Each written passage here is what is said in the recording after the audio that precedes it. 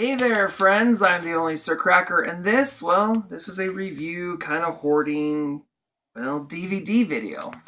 But before I get into all these that I've collected recently, I want to show you my new little piece of love. This is my desk, my brand new desk. I don't know if you recognize these things, but when we were in elementary school, this is what we had. And I'll tell you what, I loved my desk. I have some really fond memories of this thing.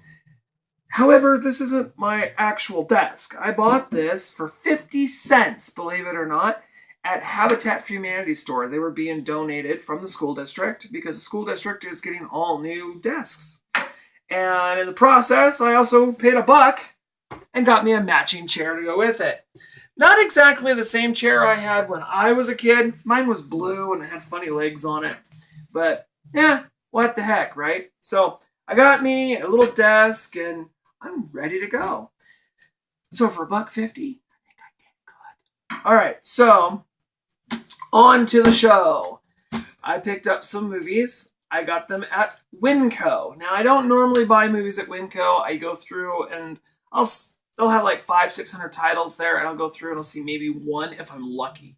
Most of them are multi-packs, and they're all just kind of like really cheap, nasty, horrible films that just aren't worth anything. I've got a couple of those in here. They're not multi-packs, but there's a couple of them in here that aren't worth a whole lot.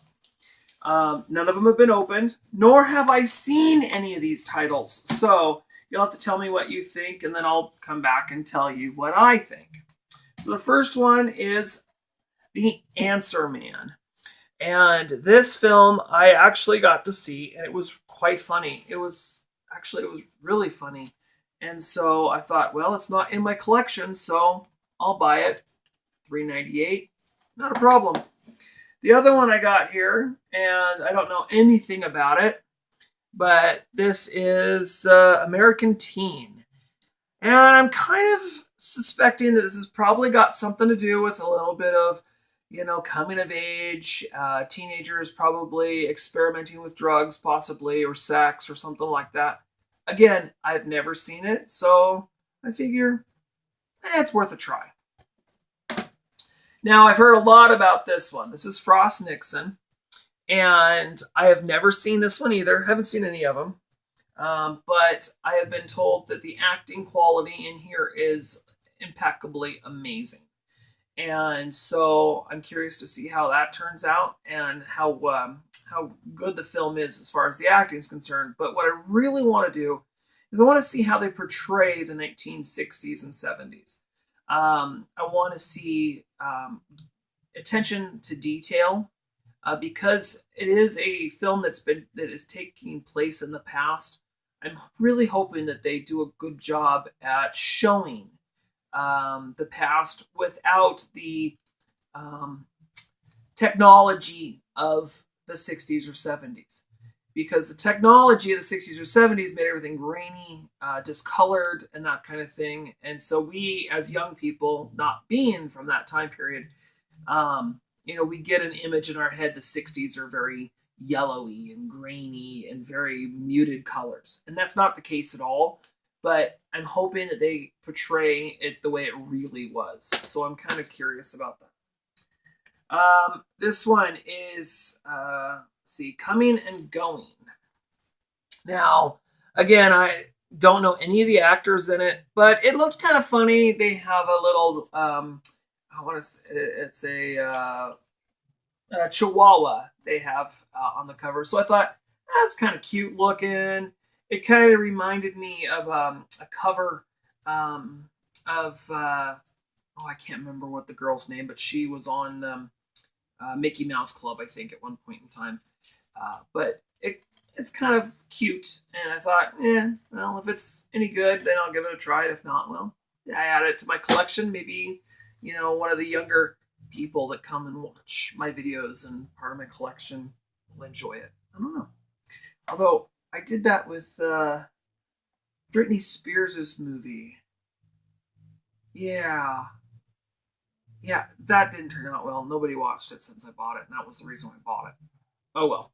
Let's see. Fast Food Nation. Now, when I first picked it up, I looked at it and I was like, oh, this ought to be interesting. This is going to be a documentary. And the more I read into it, again, I haven't seen it, but the more I read into it, the more it doesn't really look like a real documentary. It kind of looks like a spoof on a documentary. So, or something along those lines. So we'll see. It might even be more about teenagers and an actual movie. So I don't know, but we'll check this out. My gosh, we're just going and going and going. I picked up a bunch of titles. Bonneville.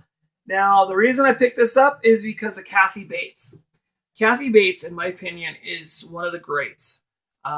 She is a fantastic actress. She, in my opinion, she doesn't get the credit that she deserves for the most part. She has done a lot of good films that have really shocked people.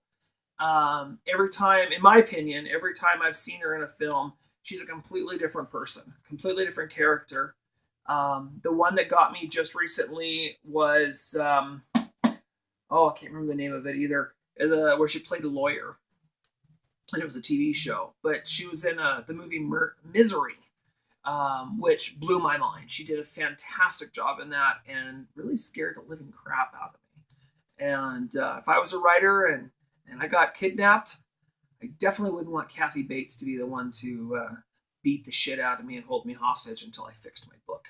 But anyways, that's the reason why I got Bonneville. It looked interesting. It probably is kind of a chick flick. By the looks of the cover, it's probably kind of one of those ya sisterhoody kind of things. But I figured, give it a shot. And, if I like it, I'll tell you. And if I don't like it, I'll tell you. I'm pretty blunt about that kind of thing. And finally, the last one, Brothers Justice. Now, I looked at this and I thought, no way, no how, I'm not buying that film. It looks so stupid. But whatever, right? If you don't pick up a film and you look at it and you're like, okay, well, that's some shitty artwork. Well, how do you know unless you actually put it in the player and you watch it? And, he's funny as shit. I can't remember his name off the top of my mind. And, of course, I've got dots because of my damn camera. Oh, but Tom Arnold's in here. And Bradley Cooper's in here. And let's see. David, I got spots so I can't see. Koshner and Michael Rosenbaum. So, Tom Arnold. Okay. So I'm going to give that a shot. I'm sure it's stupid. I'm sure it's the dumbest thing I've seen all year. And I've not seen a whole lot this year, so it's very possible it's the dumbest thing I've seen all year.